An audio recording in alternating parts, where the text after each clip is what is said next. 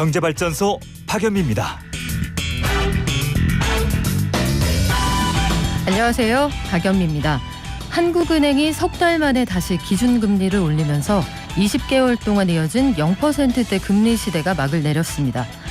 기준금리가 연 1%로 조정돼 가계대출 이자 부담은 연간 6조 원 가까이 불어날 전망입니다. 이미 은행권 기준으로 5%대인 주택담보대출 최고금리는 곧 6%에 진입할 것으로 보이는데요. 물가 상승, 부채 증가를 경계하는 당국은 내년에 쓸 카드도 남겨놓은 것 같습니다. 돈을 꾸기도 갚기도 힘들어진 투자 혹한기에 대비해야 할 때입니다. 11월 26일 금요일, 여러분은 지금 삶을 발전시킬 경제발전소를 듣고 계십니다.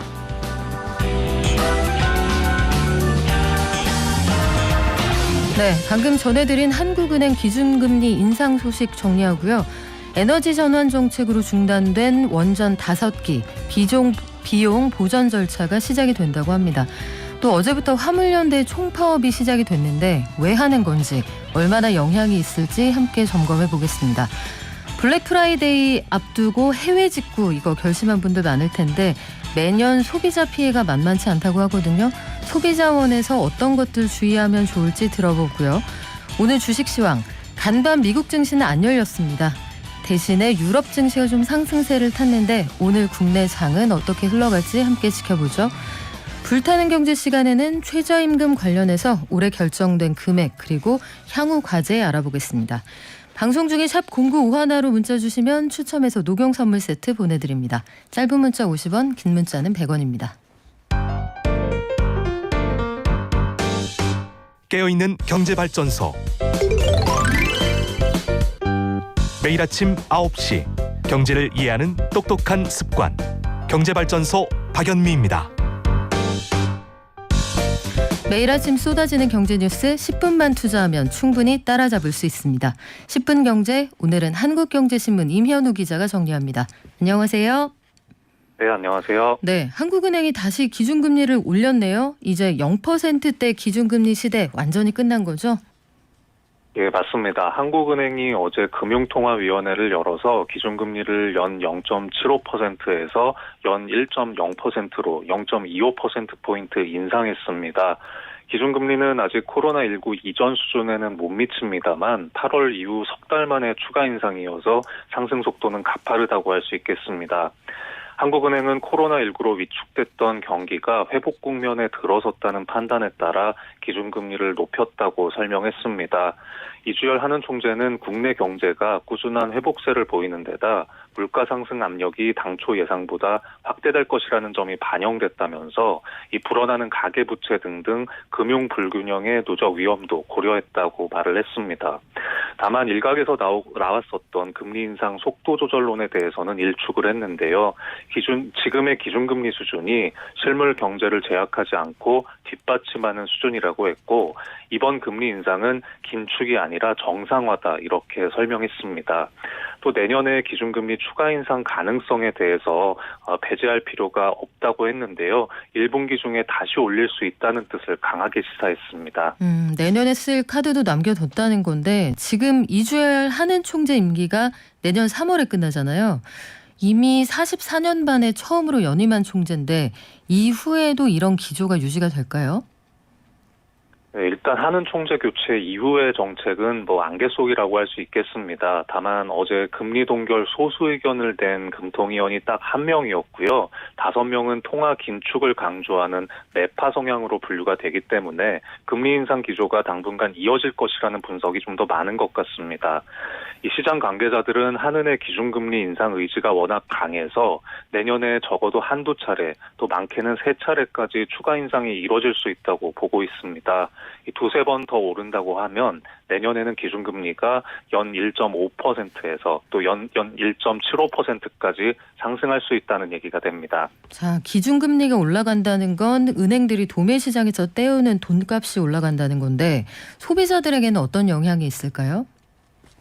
네, 일단 가계 대출 이자 부담이 더 커질 텐데요. 이 대출 금리가 딱 기준금리가 오른 만큼 0.25%포인트만 오른다고 해도 대출자들이 내는 이자 부담이 올해만 총 6조 원 안팎 불어날 것으로 예상이 됩니다. 이 한국은행이 9월 달에 국회에 제출했던 금융안정상황 보고서를 보면 기준금리가 8월에 이어서 연내 추가로 0.25%포인트 더 올랐을 때 가계의 연간 이자 부담이 작년 말과 비교해서 5조 8천억 원이 증가하는 것으로 추산됐습니다. 이 대출을 받은 사람 한 명당 1년 동안 내는 이자 부담도 이 작년에 271만 원이었는데 301만 원으로 30만 원 불어나는 것으로 예상이 됐습니다. 다만 이 추산은 2분기 말의 통계를 기준으로 작성한 것이어서요. 그동안 가계대출이 더 늘어났던 점을 감안하면 이 추가 이자 부담도 더 늘어날 것으로 예상이 됩니다. 주요 은행들은 기준금리 인상을 반영해서 예금 금리도 바로 인상하기로 했는데요.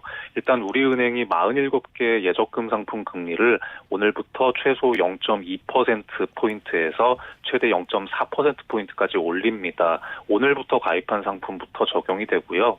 하나은행도 수신금리를 0.25에서 0.4%포인트 인상하기로 했습니다. 또 국민은행도 비슷한 조치를 내놨고요. 농협은행 등등 다른 은행도 조만간 합류할 것으로 보입니다. 이 최근에 은행들이 예금이자보다 대출이자를 가파르게 올린다는 지적이 많아서 이 금융당국이 주의를 좀 줬었는데요. 이런 점을 반영해서 신속하게 올리는 것으로 보입니다. 물가 상승률에 대한 전망은 어떻습니까? 네, 한국은행은 내년까지 물가가 고공행진할 걸로 예측했습니다. 다만 인플레이션 우려가 있어도 실물 경제 회복세는 꺾이지 않을 것이다 이렇게 예상했습니다. 이 한국은행이 어제 발표한 경제 전망 보고서에서 올해 소비자 물가 상승률 전망치를 기존 2.1%에서 2.3%로 상향 조정했습니다. 이 한은이 관리하는 물가 안정 목표치가 2%인데요. 이것보다 높은 수준이고 연간 기준으로 봐도 2011년 이후에 가장 높은 정도입니다. 한국은행은 내년 소비자 물가 상승률 전망치도 1.5%에서 2%로 끌어올렸는데요. 글로벌 공급 병목 현상, 또 기대 인플레이션 상승 이런 요인으로 인해서 상당 기간 목표치를 웃돌 것이라고 전망을 했습니다. 기업들도 한국은행의 이런 예상을 반영해서 내년 경영 목표를 짤 것으로 보이는데요. 이 경제 성장률은 한국은행이 올해 4%, 내년 3%로 예상을 했는데 모두 기존의 전망치를 그대로 유지했습니다. 네, 이번에는 화물연대 파업 소식이 들어와 있는데 어제부터 총파업을 시작을 했죠. 영향받는 업종이 어떻게 됩니까? 네, 일단 화물연대가 어제 0시부터 안전운임 밀몰제 폐지 등을 요구하면서 사흘간의 총파업에 돌입을 했습니다. 당장 비상이 걸린 곳이 시멘트 업계인데요. 이 시멘트 출하량이 평상시에 5분의 1 수준으로 급감했습니다. 이 시멘트 가루를 운반하는 차량이 국내에 2,700대 정도가 있는데 이 차주의 절반가량이 화물연대 소속인 것으로 업계에서 파악을 하고 있습니다. 이 반대로 철강이나 조선업계는 이 파업이 미리 예고됐던 것인 만큼 사전에 충분히 대비를 좀 해서 별 영향을 받지 않는 것으로 나타났습니다. 레미콘 업계도 출하량이 일부 줄어들기는 했지만 큰 차질은 없다고 밝혔고요. 이 화물연대 파업 일정을 고려해서 긴급 물량을 사전에 미리 운송해놨고 파업 기간도 3일 정도로 정해져 있기 때문에 물류에 큰 차질은 없다는 게 이쪽 업계 설명입니다. 자, 여기서 궁금해지는 건 화물연대 파업에 참여하시는 분들 대부분 차량 한 대 가지고 운영을 하는 개인 사업자 그런 입장이란 말이에요. 그러면 하루 일당을 받지 못했을 때 손실이 큰데 왜 거리로 나갔습니까? 네, 일단 화물연대가 요구하고 있는 것이 한 6가지 정도 되는데요. 가장 핵심이 되는 것이 안전운임제입니다. 이 제도는 과로나 과속, 과적 운행을 방지하는 이런 목적에서 최소한의 운임을 결정하고 공표하는 제도입니다. 작년 1월부터 컨테이너와 시멘트 부문에 한정돼서 시행이 됐었는데요. 일몰제가 적용이 돼서 내년이면 끝날 예정입니다. 지금 화물연대는 이 안전운임제가 사라지면 최저가 운임 경쟁에 불이 붙어서 노동자들의 생존권이 위협받게 된다고 주장하고 있습니다. 지금 국회 국토교통위에 관련 법안이 계류돼 있는데 내년 3월 이전에 통과시켜서 일몰제를 없애달라 이렇게 요구하고 있습니다. 또 안전운임제를 컨테이너나 시멘트뿐만 아니라 철강이나 유통, 택배 이렇게 전 분야로 확대시키는 관련 제정법을 국회에서 심사할 것을 요구하고 있습니다. 네, 향후 과정 좀 지켜보고요. 정부가 발전 사업이 중단된 원전 5기에 대해서 비용 보전을 시작을 한다고요?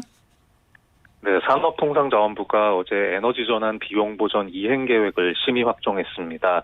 탈원전 정책으로 발생한 한국 수력원자력의 손실액을 정부가 보전해준다는 것인데요. 이 한수원이 조기 폐쇄했던 월성 1호기, 그리고 사업을 종결한 삼척의 대진 1, 2호기, 영덕의 천지 1, 2호기까지 총 5기가 대상입니다. 이 정부는 2007년에 에너지 전환 로드맵을 내놓으면서 원전 감축을 이행한 사업자가 적법하고 정당하게 지출한 비용에 대해서는 여유 재원을 활용해서 보전해준다는 방침을 밝힌 바가 있습니다.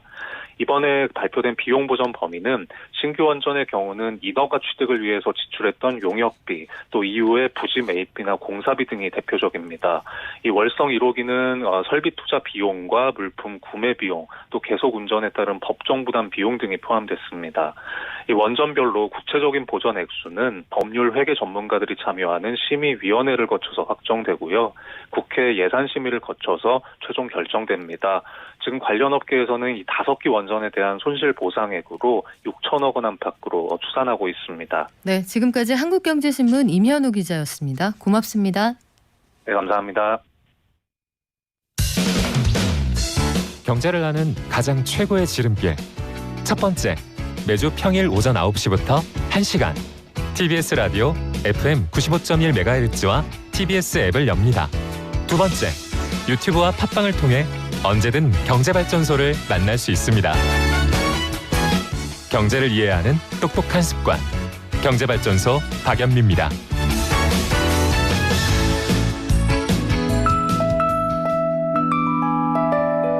개미 한 마리, 개미 두 마리, 개미 세 마리가 사과를 들고 하나, 둘, 셋.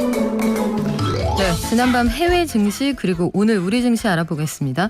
오늘은 박광남 미래에셋 디지털 리서치 팀장이 연결돼 있습니다. 안녕하세요. 네, 안녕하십니까. 네, 간밤에 뉴욕 증시는 추수감사절 휴장이었는데 유럽 증시는 어땠나요? 예, 유럽 증시는 미국 증시가 휴장인 가운데 상승 마감을 했고요. 코로나 확산이 지속되면서 일부 국가에서 새로운 봉쇄 정책에 대한 우려가 높아지면서 장중에 매물이 출회되기도 했습니다. 다만 유로스톡스 50 기준 이미 6거래일 연속으로 좀 하락했던 때에 따른 반발 매수세가 유입되며 이제 상승으로 전환이 됐는데요. 또한 독일의 연립정부 합의 발표 소식과 프랑스의 추가 봉쇄는 없다라는 언급들, 그리고 ECB의 통화정책 의사록이 공개가 됐는데 여기서도 긍정적인 재료가 유입되면서 이것들이 시장을 상승으로 마감하게 만들었다라고 정리할 수 있겠습니다. 네, 증시가 좀 살아나는 듯 하더니 코로나 재확산 우려가 증시의 발목을 잡을 수 있다, 이런 얘기도 나오네요. 예, 맞습니다. 사실 현재 유럽 내 국가들의 코로나 확산세가 좀 거세지고 있는 상황인데요. 저희가 지난 1차에서 3차 정도로 좀 나눠서 코로나의 확산세를 좀 보고 있었는데 그때 대비해서 오히려 더 커지고 있는 상황입니다. 백신 접종률이 2차 접종 기준으로 유럽이 60% 이상 올라갔음에도 불구하고 겨울이 다가오고 실내 생활이 증가, 그다음에 위드 코로나가 시행되면서 좀 급증을 하고 있고요. 실제 독일의 경우에는 신규 확진자가 8만 명에 근접하는 등 폭발적으로 증가하고 있습니다. 또 영국도 역시 매일같이 4만 명으로 신규 확진자가 지속되는 양상인데 영국은 인구가 대략 한 6천만인데 그중에 1,000만 정도가 이미 모두 확진자로 분류가 돼서 6분의 1 가량이 이미 확진이 돼 있는 상태고요. 네. 전반적으로 이제 백신 접종이 확대되기는 했지만 이 단계적 일상회복인 위드 코로나가 단행된 결과로 재확산이 본격화되고 있는 것으로 추정됩니다. 다만 이런 이제 확산에도 불구하고 사실 증시에는 부정적인 역할을 주는 것은 좀 제한적인 상황인데 봉쇄가 된다면 이야기는 좀 달라집니다. 네. 이런 가운데 지난 22일에 오스트리아가 전국적인 봉쇄를 발표했죠. 그리고 25일에 슬로바키아, 그다음에 체코도 국가 비상사태를 선포하는 등 봉쇄로의 전환이 좀 이루어지고 있거든요. 사실 이러한 재봉쇄 기조 속에서 최근에 유럽 증시가 하락했고 유로화도 달러 대비 약속폭을 확대했었습니다. 그리고 실제 발표되는 독일의 12월 GfK 소비자 동향 심리지수인데요. 이것도 마이너스 1.6을 기록하면서 지난달 플러스 1.0에서 크게 하회하면서 소비 심리로 좀 위축되는 상황입니다. 이 코로나 상황에 따라서 종목 업종별 수혜 여부에 따라서 저희가 변동은 분명히 좀 있을 것 같은데 증시 전반에 미치는 영향은 조금은 제한적일 거라고 보고 있습니다. 왜냐하면 첫 번째 이유는 여전히 확진자가 증가함에 따라 사망자도 늘어나고는 하지만 과거 대비해서는 현저하게 줄어들었다는 점. 두 번째는 프랑스, 미국, 영국 등 코로나 확산에도 불구하고 재봉쇄 정책을 택하지 않는다는 점이고요. 프랑스 같은 경우에는 보건장관도 코로나 확산에도 불구하고 새로운 봉쇄나 통행 금지를 발표하지 않을 것으로 언급하면서 이것이 어제 증시의 호재로 작용하기도 했습니다.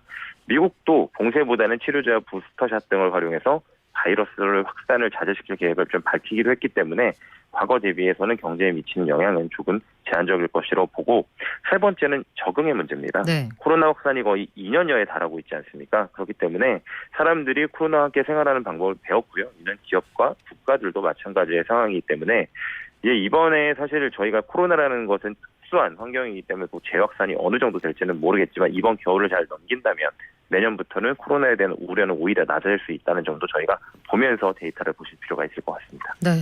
최근에 이어지고 있는 그 달러화 값, 이 달러화 값이 좀 올라가잖아요. 이거 언제까지 지속될 것 같아요? 일단은 기본적으로 지금 달러 강세 환경에 가장 영향을 크게 미치는 것은 이 유로화의 상대적인 가치거든요. 유로화가 달러 인덱스에서 50% 가까이 차지를 하니까요. 그래서 이런 달러 강세 환경을 지지하는 여러 요인 중에 가장 중요한 것은 유로존의 코로나 재확산과 이에 따른 성장 둔화입니다. 즉 미국과 유럽과의 성장 격차가 차이 나고 있다는 점인데요. 게다가 이로 인해서 통화 정책이 완전히 갈리고 있다는 점이 달러 강세 환경을 지지하고 있습니다. 미국의 경우 최근에도 이야기가 굉장히 많이 나왔지만 높은 물가 압력에 따라서 연준 인사들의 발언이 매파적으로 변해가고 있지 않습니까? 테이퍼링의 규모 확대와 내년 금리 인상 전망들이 속속들이 상향되고 있는데요. 반면에 유로존 같은 경우에는 이런 코로나 재확산에 따른 경기 하향 전망과 상대적으로 낮은 물가 압력 속에 통화 정책이 완화적으로 이끌어갈 것이라고 언급을 했습니다. 라가르드 ECB 총재도 2022년까지 금리 인상이 없을 것으로 발언을 했고요.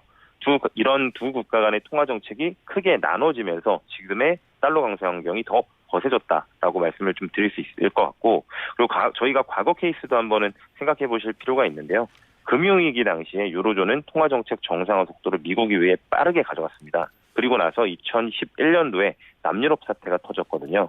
그렇기 때문에 ECB가 빠르게 긴축으로 전환하지 않는 이유도 이 중에 하나다라고 좀 보시면 될 것 같습니다. 역시나 중요한 포인트는 이 물가 압력일 것으로 예상이 되는데요.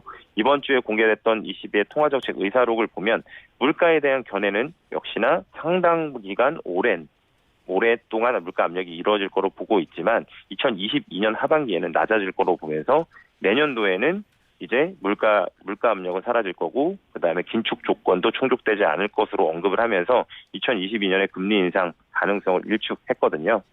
이런 상황이 이제 달러 강세 환경을 좀 만들고 있는데, 다만 아시겠지만 연초에 미국의 연준도 이런 유사한 언급을 했었습니다. 이 스탠스의 변화를 불러온 것은 물가 압력이 거세진 영향이 굉장히 크기 때문인데요. 이에 만약에 달러 강세 환경이 바뀌기 위해서는 첫 번째는 미국의 통화 정책이 현재의 전망보다 완화적으로 바뀌거나 아니면 ECB의 태도가 변화하면 그런 가능성이 좀 있겠지만 이 요소에서는 가장 중요한 게 역시나 인플레이션이 될 거라고 좀 보여지고요. 그래서 이런 것들이 어떻게 진행되는지, 그리고 유로존이 만약에 락다운의 강도를 높이게 되면 공급망 이슈가 다시 부각되는 것도 있기 때문에 이런 점까지도 저희가 보면서 역시나 물가 지표에 대해서 집중을 해서 봐야 될 것 같습니다. 네, 우리 장은 어떻게 출발했습니까? 예, 우리나라 증시는 오늘 약보합권에서 출발을 했는데요. 잠깐 상승 전환되기도 했습니다만 역시나 코로나 재확산에 대한 우려 등이 좀 있는 것으로 좀 판단이 되고요. 그렇기 때문에 그리고 달러 강세 환경을 인해서 대형주 중심으로는 패시브적으로 그렇게 유리한 환경은 아닙니다. 그렇기 때문에 약간은 고학군 움직임을 보이고, 업종별 특징은 역시나 코로나 재확산 때문에 바이오, 제약 섹터에서 이 백신과 유사한 관련된 업종들이 좀 강한 모습을 보여주고 있고, 그다음에 최근에 계속 강한 모습을 보이는 미디어, 엔터 같은 테마틱한 업종이라든지 전기차 업종의 강세를 보이는 것이 특징이다라고 말씀드릴 수 있을 것 같습니다. 네, 지금까지 미래에셋 디지털 리서치 팀의 박광남 팀장이었습니다. 고맙습니다. 감사합니다. 네, 요즘 확진자 수 많이 늘어난다는 말씀 드리게 되고요. 유럽 증시, 미국 증시도 코로나19 확진자 수가 앞으로 증시 전망을 가늠하는 가늠자가 될 거다, 이런 얘기가 나오는 상황이거든요. 코로나19 확산 이 속도를 줄이는 게 결국 경제 회복의 그 관건이 될 겁니다. 사회적 거리두기 꼭 지켜주시기 바라고요. 의심된다 싶으면 얼른 가서 검사 받으시기 바랍니다.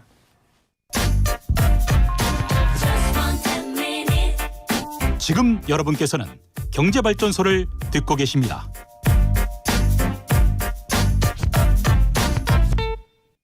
해외 직구라는 말이 어느 시스템에 우리한테 자연스러운 일상이 됐습니다. 아, 요거 국내에서 찾기 어려워. 그러면 어느 시장에서 찾아봐. 이렇게 일상적으로 해외 직구 많이 하시는 분들도 있는데 블랙 프라이데이, 이거 미국 추수감사절 다음 날인 금요일이죠.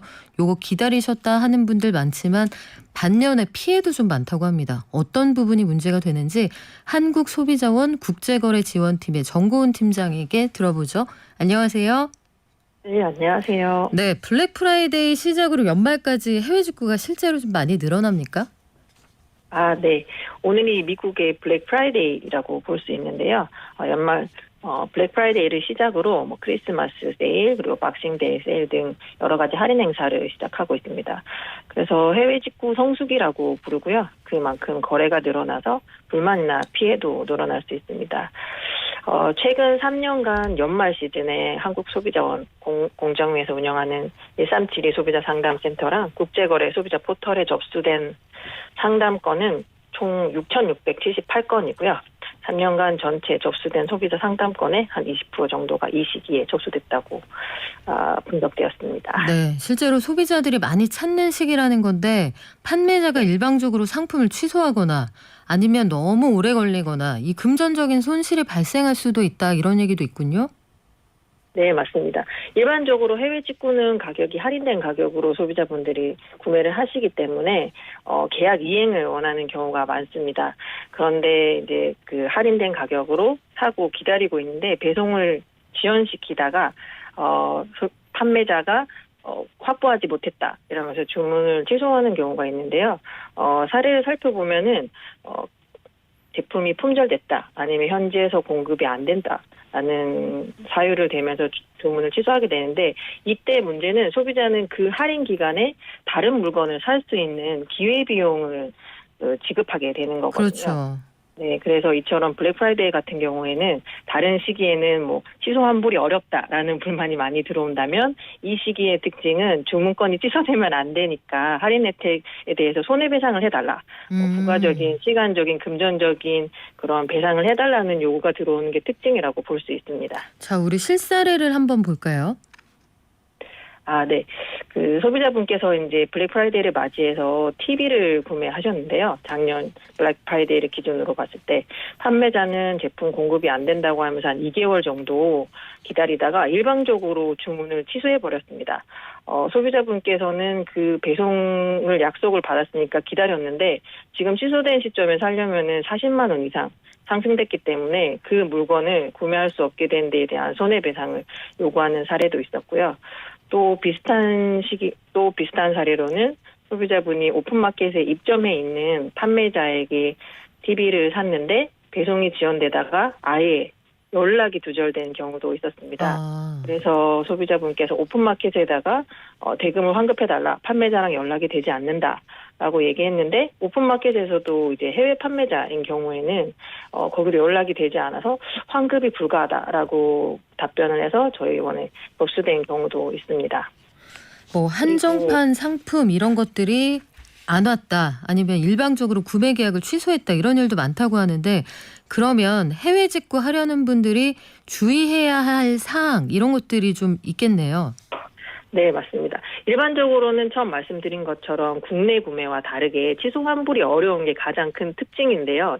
이 블랙 프라이데이 같은 경우에는 소비자분들이 계약 이행을 원하기 때문에 할인된 가격을 보고 구매를 했는데 사실은 알고 보면 사기 사이트라든지 이런 문제들이 발생하거든요. 그래서 한정 수량, 한정 기간 할인을 막 홍보하는 SNS 광고를 보고 성급하게 구매를 하시는 것은 좀 주의하셔야 될 것 같습니다. 그리고 아까 사례를 든 것처럼 판매자가 주문을 취소할 수도 있습니다. 그러면 기회비용을 지불하셔야 되기 때문에 판매자에 대해서 신뢰도를 검증해보는 절차들도 좀 진행해보는 게 좋을 것 같습니다. 네, 지금 말씀해 주신 것처럼 성급하게 덥석 물지 말아라, 이런 말씀인데, 사실 이 사람이 나쁜 의도를 가지고 판매를 하는 건지 알 수가 없단 말이에요. 이럴 때 힌트를 좀 얻을 수 있는 그런 단서들이 있습니까? 네. 저희 한국소비자원에서는 국제거래 소비자 포털이라고 사이트를 별도로 운영하고 있는데요. 거기에는 사기 의심 사이트 리스트 게시판도 있습니다. 그리고 그 사이트에 들어오지 않더라도 소비자분께서 구매하려는 그 판매자에 대한 정보 그리고 Q&A, 구매 후기 등을 좀 살펴보시고 구매하시는 게 좋을 것 같습니다. 오픈마켓에 입점한 그 해외 직구 사업자에게 구매하는 경우도 있는데요. 사실 오픈마켓은 책임은 제한적입니다. 따라서 그 판매자의 정보를 꼼꼼하게 확인하셔야 됩니다. 그리고 또 거래량이 폭증하기 때문에 배송이 지연되는 것은 좀 일반적인 사례라고 볼 수 있거든요. 평균적으로 한 2주 이내 배송이 된다고 치면 이 시기에는 뭐 한 달 정도도 걸릴 수 있습니다. 그런데 그거를 이용해서 악용하는 판매자도 있기 때문에 배송 현황은 자주 꼼꼼하게 확인하시고 문제가 확인된다면 신속하게 대처하셔야 합니다. 관세, 이 세관을 통과할 때 관세가 붙는다는 것도 확인을 좀 하셔야 될 것 같은데 우리 차지백이요. 이게 캐시백처럼 뭔가를 돌려준다 이런 느낌인 것 같은데 이런 제도도 확인해 주시면 좋다고요? 네. 말씀하신 면세 과세 부분은 면세 한도라고 해서 자가 사용에 관련된 부분이고요. 일반적으로는 미화 150불 이하에 포함되는데 미국 같은 경우에는 미국에서 발송하는 물건은 200불 이하로 구매하실 수 있습니다. 그렇게 면세 한도에서 구매하시면 소비자분께서 관세나 부가세를 면제받는 것인데요. 그게 할인 행사 기간에 여러 날에 사시더라도 그게 한국에 들어오는 날이 같은 날이면은 합산과세라고 해서 세금을 납부하실 수 있고 그럼 해외 직구의 득을 보실 수가 없거든요. 말씀하신 차지백 같은 경우에는 그 사업자랑 분쟁이 생겼을 때 그 카드사에서 그 환급을 해주는 서비스라고 보시면 됩니다. 국제거래에서 소비자가 피해를 봤을 때 판매자가 연락이 두절되거나 아니면 사기 사이트인 경우에는 소비자가 아무리 판매자로부터 대금을 돌려받고 싶어도 연락이 안 되잖아요. 그런 경우에는 신용카드사에서 그 금융거래를 확인해서 소비자에게 대금을 돌려주는 서비스라고 볼 수 있습니다. 네, 다 해줍니까? 피해가 발생되면? 네, 그게 이제 결국은 중재자 입장에서 카드사가 판단을 하는 거기 때문에 소비자분께서 예를 들어 물건이 잘못 왔으면 잘못 온 것에 대한 입증 자료라든지 아니면 물건이 배송되지 않았다면 배송되지 않은 거에 대한 객관적인 입증 자료를 소비자분께서 제출하셔야 되고요. 그 자료를 바탕으로 카드사에서 판단하고 대금을 환불해 준다고 보시면 됩니다. 미국에서 물건을 살 때 어디에서는 폴리스 리포트라는 도난 신고 이런 것들 작성해야 된다는 것도 좀 알아두시면 좋을 텐데 미국에서 이것도 전역에서 다 온라인으로 받아주는 건 아니죠? 네. 폴리스 리포트 같은 경우에는 저희가 처음에 이제 배송대행지로 가는 물건이 중간에 분실되는 상담 사례들이 들어오면서 그 해결 방법을 찾다 보니까 현지에다가 물품 도난 신고, 즉 폴리스 리포트를 작성하면은 해외 쇼핑몰에서 이거는 이제 물건이 분실된 것으로 판단하고 환불을 해주거나 이제 재배송을 해주는 경우로 저희가 해결한 사례들이 있어서 이제 팁으로 보내드리는 거고요. 사실 전 지역은 아니고 미국은 주별로 운영되다 보니까 소비자분들이 이용하시는 곳 중에서 델라웨어나 뉴저지 같은 경우는 온라인으로는 폴리스 리포트가 작성이 안 되고요. 캘리포니아나 오레곤 같은 경우에는 가능한 상황입니다. 그렇군요. 지금까지 한국소비자원 국제거래지원팀의 정고은 팀장이었습니다. 고맙습니다. 네, 감사합니다.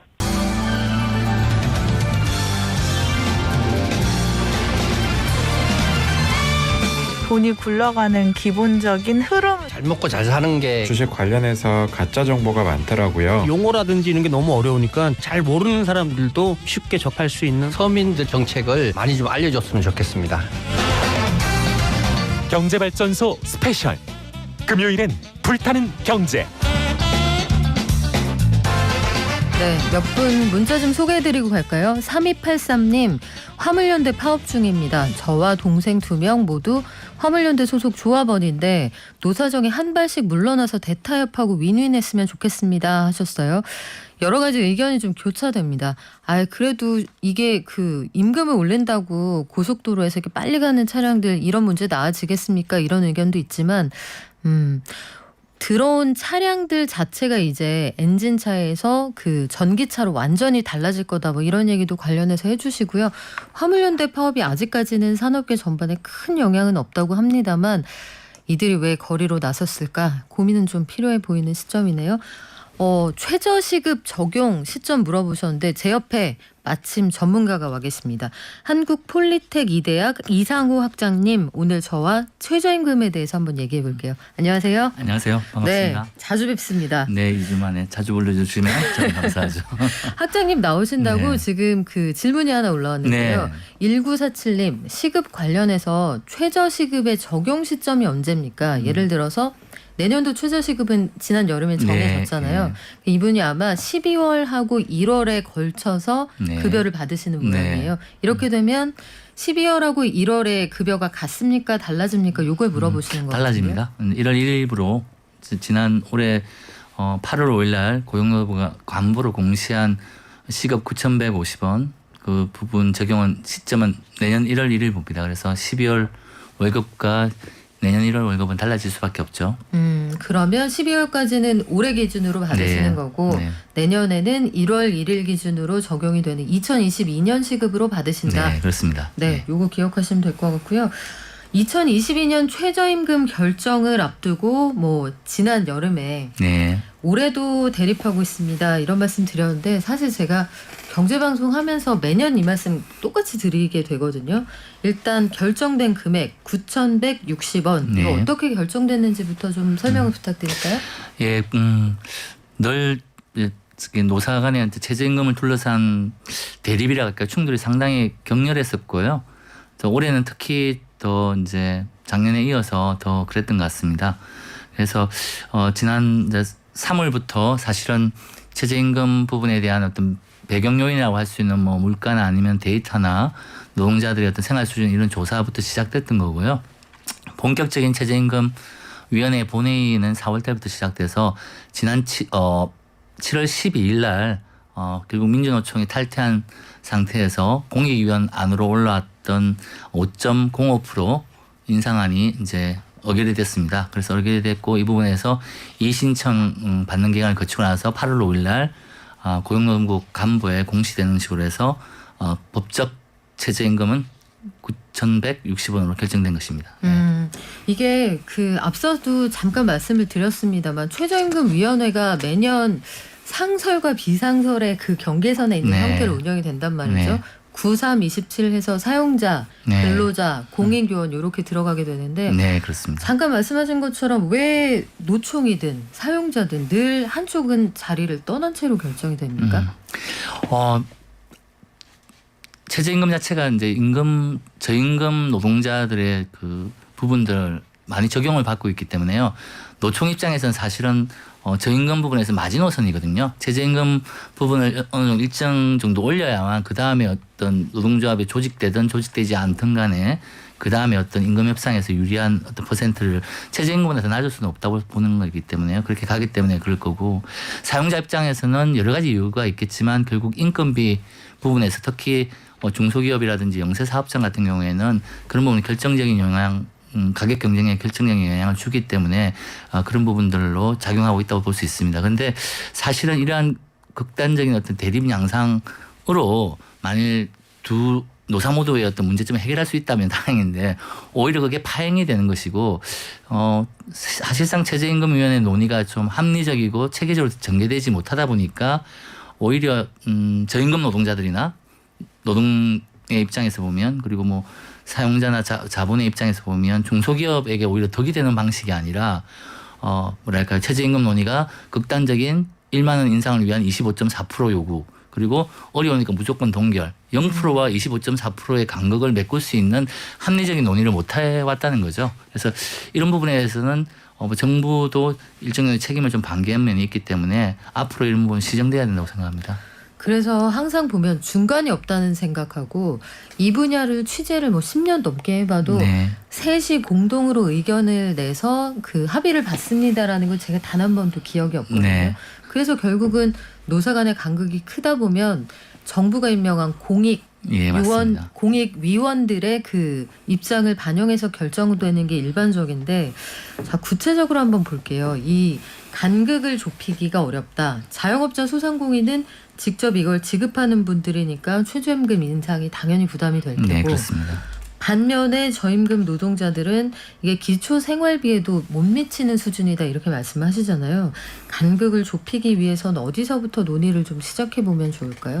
일단 문제의 지점에서 실질적인 뭐냐면 노동계 요구사항이나 아니면 사용자들 요구사항 자체가 제가 보기에는 처음 출발부터 좀 무리했다. 그러니까 정확한 객관적인 데이터를 이야기하는 게 아니라 어떤 국민적 정서를 무시하고 실질적인 어떤 합리적인 어떤 안들이 있거든요.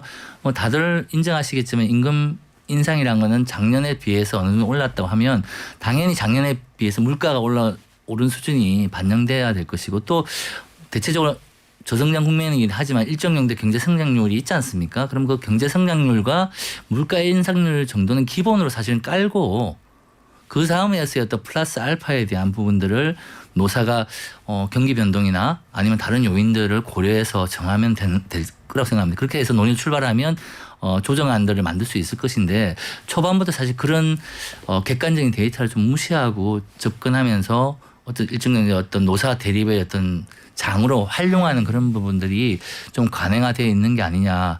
그런 상태로 되면서 국민적 신망도 최저임금에 대한 어떤 국민적 신망도가 워낙 떨어졌기 때문에 좀 그런 부분에 대한 전면적인 개혁안들이 나와야 된다. 그런 저는 생각을 가지고 있습니다. 네, 여기에 직접적으로 영향을 받는 분들의 현황을 좀 살펴볼게요. 일단 최저임금이 올랐을 때 저임금 노동자가 줄어든다. 이거는 연구로 입증이 된 거죠? 예, 뭐 대체적으로 최저임금의 인상 효과 중에 가장 큰 부분은 중위임금이라고 이야기하는 부분의 3분의 2 수준이 저임금 노동자라고 이야기를 하거든요. 그게 16년 데이터를 보면 약 한 25% 수준이 넘었습니다. 우리나라가. 그런데 지난 20년 데이터는 한 17% 상당히 많이 줄었죠. 그래서 저임금 부분을 줄이는 게 맞고요. 그다음 또 중요한 거는 임금 불평도라고 이제 상위 10%와 하위 10%를 비교하는 지표가 있습니다. 그게 16년 같으면 한 5.6배 정도였는데 지금 20년 정도에서는 한 4배 정도? 4.0 정도로 줄었거든요. 그 말은 실질 최저임금 인상이 그런 부분에 대해서는 확실하게 긍정적인 효과를 발휘했다는 것은 분명한 것 같습니다. 네. 자, 그런데 여기서 우리 사회가 던지는 질문이 한 가지 더 있습니다. 네. 만약에 3명의 근로자를 고용하던 사장님이 최저임금 인상을 감당하기가 어려워서 2분에게는 오른 임금을 지급을 하고 나머지 1분을 해고한다. 네, 그렇다면은 실질적으로 이 고용 상황이 나아진 것이냐 되물을 수 있거든요. 자영업자나 소상공인 가운데 나홀로 사장님이 늘어난다. 사람을 내보낸다. 이런 얘기도 있던데 그쪽의 고용 현황은 어떻습니까? 이제 가장 최저임금 인상 부분에서 사회경제적 그 충격을 가장 많이 받는 부분이 결국은 낮은 인건비를 통해서 저가를 통해서 대중적인 어떤 소비를 연계되어 있는 자영업이나 아니면 우리가 하는 도소매업이나 개인 서비스 쪽에 종사하시는 분들이거든요. 그분들한테는 실질적으로 최저임금의 급격한 인상이 과도하면 부담이 되는 건 분명합니다. 그래서 중요한 여러 가지 어떤 자영업자나 중소기업의 비용 부담의 그 비중 자체에서 보면 그럼에도 불구하고 가장 큰 건 임대료 이런 부분일 거고요. 그 다음에 경비와 이제 인건비 부분이 있을 텐데 인건비 부분에 대한 부담을 충격이 워낙 크기 때문에 정부도 일자리 안정 자금이라는 이름으로 17년도 때 2조 5천억이고요. 매년 2조 5천억에서 1조 5천억 정도까지의 그 지급을 했거든요. 이건 뭐냐면 오른 인상분의 한 3분의 1에서 2분의 1을 규모별로 30인 이하 사업장에 대해서는 보전을 해준 겁니다. 그래서 사용자의 부담을 줄여주는 그런 효과는 발휘한 거죠. 그런데 이게 사실상 고용 충격으로 오게 된 결정적인 원인은 제가 보기에는 경기 변동 요인이 오히려 더 큰 거 아니냐. 그러니까 아시겠지만 17년도 16.4% 인상할 때 그 충격이 있었다고 하지만 지표상으로는 그렇게 고용 충격이 있지 않았습니다. 오히려 고용 충격이 크게 나타난 거는 19년, 20년입니다. 19년, 20년이라는 이야기는 우리가 알고 있는 팬데믹, 코로나19 이후의 팬데믹과 전체 자영업과 소비시장, 소비 부분에 대한 것들 수요가 떨어질 때 결정적으로 나타나기 시작했다는 거죠. 그쪽에 대부분 중소기업과 영세사업장이 집중되어 있기 때문에 고용효과 측면에서 일정 정도 과도한 최저임금 인상이 영향을 준 건 맞지만 그 부분을 모든 걸 다 최저임금의 탓으로 돌리는 것은 좀 무리가 있다 이렇게 이야기할 수 있을 것 같습니다. 그렇죠. 모든 걸 돌릴 수는 없지만 그런 고민은 되는 것 같아요. 임대료는 시장에서 결정이 되고 네. 정부가 강제할 수 있는 부분이 없잖아요. 사실상. 네, 네. 하지만 임금은 여기에서 정부가 규범으로서 결정을 하기 때문에 네. 이 부분에 대한 고민이 계속 나오는 것 같은데, 자, 최저임금이 그러면 올렸을 때 전 사회적인 후생이 더 올라간다는 말씀이잖아요. 저는 일정한 그런 영향력을 발휘하고 있다고 생각합니다. 뭐 아시겠지만 지난 그 박근혜 정부 때도 7.4% 연평균 네. 상승률이었거든요. 그리고 문재인 정부도 올해 5.05% 인상하게 되면 평균은 7.2% 인상이 있습니다. 그래서 국민후생적이라는 의미는 실질 구매력으로 봤을 때 만약 그런 인상 수준을 우리 커버를 하지 못한다고 하면 올해 같은 경우 특히 이제 물가 인상률이 급속하게 오르고 있는 상황 아닙니까? 그렇게 보면 국민후생적으로 봤을 때 아무리 열심히 일하고 월급을 받았다도 실질 구매력이 떨어진다는 거죠. 그러면 네. 결국은 소비 시장이 위축될 것이고, 특히나 우리는 수출 경쟁력이 있지만 가장 큰 문제는 자영업자들이 가장 큰 터전이라고 할 수 있는 내수 시장에 대한 활성화를, 결국 우리가 이제 전 국민 그 지원금 이야기도 다 마찬가지지만 최저임금만큼 가장 큰 효과를 발휘하는 곳이 없거든요. 왜냐하면 임금의 이제 한계 효용으로 봤을 때 저임금층의 구매력이 훨씬 더 크고 소비효과가 훨씬 크다고 다 경제학자들이 인정하는 부분이거든요. 그래서 그런 부분들로 봤을 때는 제가 보기에는 중요한 영향을 미치고 있다. 다만 그 수준이 적정하냐의 문제, 이거는 논란의 여지가 좀 있다고 봅니다. 네. 네, 우리 지난주에 관련 회의도 있었는데요. 그 회의 결과는 교통정보 듣고 와서 더 알아보겠습니다. 네. 네, 최저임금은 참 민감한 이슈죠. 휘발성이 얼마나 큰가 이런 것들 방송할 때마다 문자 보내주시는 걸 보면 저희가 짐작을 할 수가 있거든요. 자, 찬성하는 분들 최저임금 많이 올려야 된다. 최저임금이 올라가게 되면 저임금 노동자뿐 아니라 사회 전반에 많은 영향이 있습니다. 웬만한 계약직, 공공기관 단기 계약 기준은 왜 이것만 줍니까? 그리고 이것만 주기 때문에 이 마지노선을 더 올려야 한다, 이런 의견이 있고요. 반면에 0240님, 인건비 상승이 제일 두려운 소상공인입니다. 최저임금법 범위를 매출액 범위에 따라 다르게 할 수는 없나요? 이게 이른바 차등지급에 대한 논의인데 요것도 제가 한번 여쭤보려고 합니다. 자, 지난주에요. 소득주도 성장위원회, 경제사회노동위원회 공동으로 최저임금 정책을 어떻게 펴나갈 거냐 관련해서 큰 행사를 열었잖아요. 현장에서는 지금 어떤 얘기들이 오가고 있습니까? 네, 그 소득주도 성장 특위와 경제사회노동위원회가 공동으로 주최한 이제 토론회였습니다. 주제 발표는 크게 두 가지였는데요. 이제 최저임금 인상이 어떤 사회경제적 효과를 발휘했냐를 종합적으로 황선웅 부경대 교수가 발표를 했을 거예요.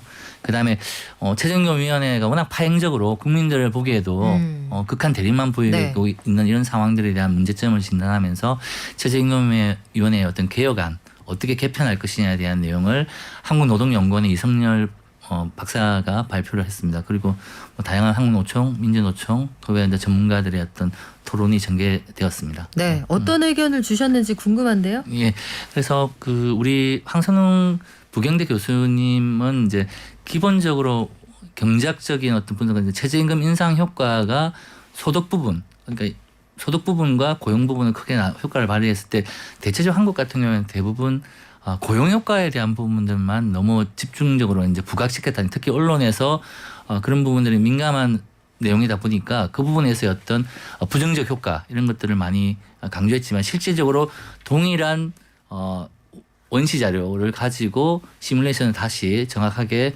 했을 때는 그런 부분에 대한 효과가 좀 가대평가되거나 부정적 효과에 대한 부분들이 사실은 별로 영향력이 없는 걸로 나타나는 것들을 말씀을 하셨고요. 소득 효과는 다 인정을 하고 있습니다. 대체적으로 저임금 부분을 축소하고 임금 불평등과 소득 부분에서 어떤 격차를 해소하는 데는 다 긍정적인 효과를 발휘했다, 이렇게 이야기를 하고 그런 부분에 대한 결론을 내렸었고요. 그다음에 이성열 우리 박사님의 내용은 아시다시피 최저임금위원회의 그 위원회가 기본적으로 교섭기구가 아니다. 노사 간의 어떤 뭐랄까요, 의견을 내서 서로 대립하고 거기에서 서로 이해관계에 충돌을 하는 게 아니라 사실 노사 교섭 대표자들하고 무관한 영역에 있는 조직되지 못하고 중기업 수준도 되지 못하는 소기업들과 자영업자들, 영세 사업장에 있는 사용자들이 직접적으로 영향을 받는 부분들이기 때문에 그래서 심의기구거든요. 그래서 그 심의 기능을 강화시킬 수 있는 방안으로 이제 전문 최저임금위원회 산하의 전문위원회를 좀 활성화시키고 연구 기능들을 보강해서 실질적으로 그런 부분들이 내실 있게 심의할 수 있는 충실한 자료들과 합의안을 끌어낼 수 있는 방법에 대한 것들을 제안한 걸로 알고 있습니다. 최저임금위원회 운영하는 그 방안에 대해서도 참 매년 고민을 하게 되는데 네. 어차피 서로의 입장이 정해져 있다는 건 우리가 알고 시작을 하잖아요. 네. 그리고 협상의 기본이라는 건 상대가 도저히 받아들일 수 없을 만큼의 극단적인 조건에서 서로 제시하고 좁혀가는 거 아니겠습니까? 네, 맞습니다. 그런데 만약에 소비자 물가 상승률 그리고 경제 성장률 이걸 더한 산식으로 매년 최저임금이 올라가는 수준을 정해놓는다고 하면 네. 이 일견 어느 쪽으로 보기에는 소모적인 과정을 좀 건너뛸 수 있지 않을까 이런 생각도 해보거든요. 맞습니다. 저희 생각도 비슷한데요. 생계비 기준과 생산성 기준이라는 가지고 노사가 항상 대립을 했었거든요. 네. 근데 생계비 기준과 생산성 대비라는 거는 그 과거에 누적된 역사를 좀 무시하는 거거든요.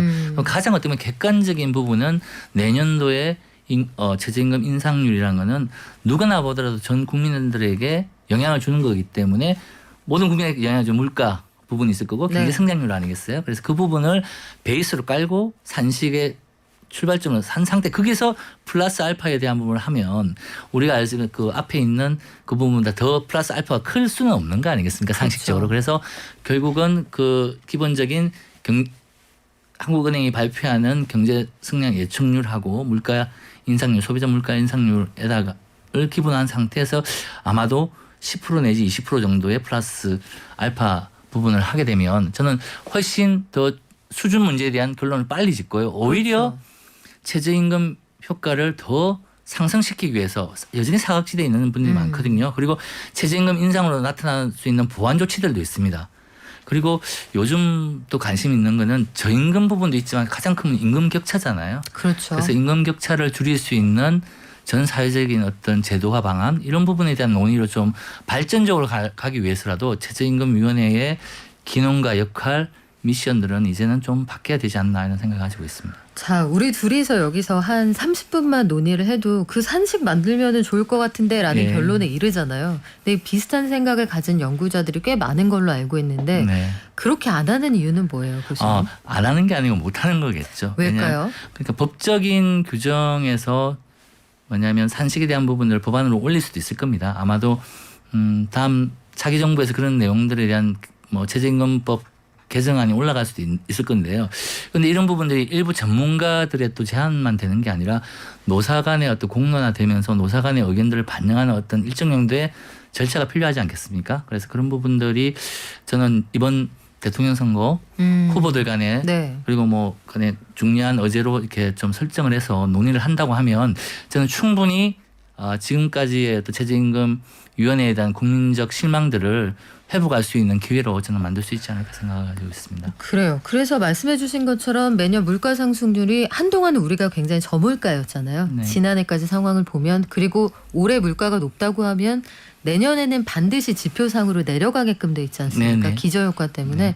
그러면 이런 것들이 자연적으로 숫자가 보정이 된다고 하면 물가 상승률, 성장률 대략 연간 5에서 6% 사이가 된다. 그리고 여기에 10% 정도 가산이 된다고 하면 5.5에서 6.6% 사이의 그 레인지를 가지고 시작하면 얘기가 훨씬 생산적으로 되지 않을까. 정치권에서도 이런 부분을 좀 주목해 주면 좋겠는데 마지막으로 이걸 여쭤볼게요. 차등 지급하자는 의견이 매년 있고요. 네. 지금 문자로도 보면 왜 차등 지급이 안 됩니까? 지역별로 분명히 생활물가 수준이 다릅니다. 그러니까 많이 버는 지역이 있습니다. 뭐 이런 의견이 있어요. 여기에 대해서는 어떻게 보십니까? 차등 지급이라는 부분에 대해서 저는 조금 기본적인 법정 최저임금은 가장 베이스 라인이기 때문에요. 그 부분에서 합리적인 안으로 가야 되는 거고요. 차등 지급은 그 위에 사실은 2단계로서 우리가 고민을 해봐야 되는 게 아니냐 이렇게 생각을 가지고 있습니다. 뭐냐면 아시다시피 워낙 임금 격차가 큰 사회지 않습니까? 그래서 최저임금의 인상을 통해서 모든 걸 올리게 되면 사각지대가 넓어지거든요. 그럼 결국은 최저임금 인상의 혜택을 못 받는 사람들이 늘어난다는 이야기는 법적인 취지에 맞지 않다는 거죠. 그러면 법정 최저임금 인상을 제가 아까 말씀드린 건 적정한 수준을 하고 그다음에 뭐냐면 대체적인 같은 업종에 일을 하거나 아니면 같은 지역에 존재하는 사람들에 대해서는 이 정도 추가적인 플러스 알파로 가는 방식의 차등 적용은 일본도 하고 있고 사실 우리가 잘 알고 있는 독일도 하고 있습니다. 독일은 사실 법정 최저임금이 존재하지 않다가 2015년도 때 법정 최저임금이 도입을 돼 있는데요. 그 이후에 사실상 뭐냐면 법정 최저임금과 함께 한 15개 업종에 특수 업종에 있는 약 한 200만 정도에 대한 부분들에 대한 협상은 그 법정 최저임금 플러스 거기에서 플러스 알파에 교섭을 해가지고 그걸 다 국가가 여기 뭐 노조가 있든 없든 간에 이분들에게는 이 일을 하시는 분들은 법적으로 이 임금을 적용하세요 이렇게 나가는 거죠. 왜 그렇게 하냐면 그렇게 해야만 그 업종에 종사하는 사용자들도 경쟁을 할 때 임금비 따먹기를 하지 않는 거죠. 좀비 기업들이 생기게 되면 결국 그 업종과 산업 생태계는 좀비 기업들이 살아남고 좋은 기업들은 죽는 상황이 발생하기 때문에 독일은 기본적으로 그런 부분에 대한 것들을 지키는 기업들이 시장에 진입을 해야 되고 그 속에서 발전적인 노사의 협력을 통해서 생산성과 부가가치를 높이는 방향으로 노사가 공동으로 협력해라. 이런 취지가 작용하는 거거든요.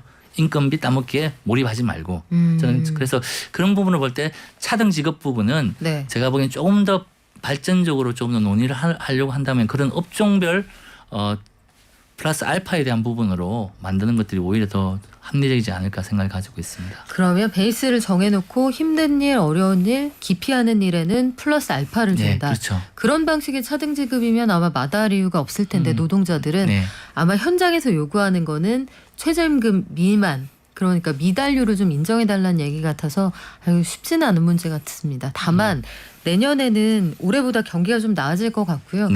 대면에서 하는 저임금 노동은 사람 구하기가 어려워지니 임금이 뛴다. 이게 시장의 지금 수급 논리 아니겠어요? 네, 그렇습니다. 내년 상황은 조금 달라지지 않을까 희망을 한번 걸어보겠습니다. 자, 오늘 지금까지 한국폴리텍 이대학의 이상호 학장님과 함께했습니다. 고맙습니다. 오늘 녹용 선물 세트 받으실 분 알려드릴게요. 4878님 드시고 힘내시기 바랍니다. 내년도 최저임금 9,160원으로 결정됐다는 소식 다시 알려드리고요. 지난 8월에 결정이 됐는데 여러 가지 이슈 때문에 묻혔다고 할까요? 아마 아는 분들 많지 않으실 것 같습니다. 서미경님, 우리 자주 오시는 식구시죠? 차등 지급도 최저임금이 높아진 상태에서 논의됐으면 좋겠습니다. 베이스 자체를 높이자 이런 말씀인데 참 쉽지가 않아요. 이게 너는 그 돈으로 살 수 있느냐 이렇게 물어보는 건 생계비에 대한 질문인데 보통 돌아오는 답변은 그렇게 되면 고용이 무너진다 혹은 생산성이 뒷받침되느냐 항상 질문과 답이 매치되지 않는 그런 대화가 반복되지 않을까 이런 생각이 들기도 합니다. 버드조님, 버드조 몇십 원 가지고 줄다리기 하는 최저임금 조정은 이 어려운 현실에 대한 것들을 보여주는 프레임의 하나다. 정작 자영업의 힘든 건 임대료인데 몇십 원으로 왈가왈부하지 맙시다 했는데 이 임대료를 조정하는 게 어렵습니다. 그래서 여러 가지 고민이 좀 필요할 텐데요. 좋은 아이디어 주시면 저희도 적극적으로 반영하겠습니다. 모두 한 주 고생 많으셨고요. 다음 주에 건강하게 돌아오시기 바랍니다. 저희도 그럴게요. 발전.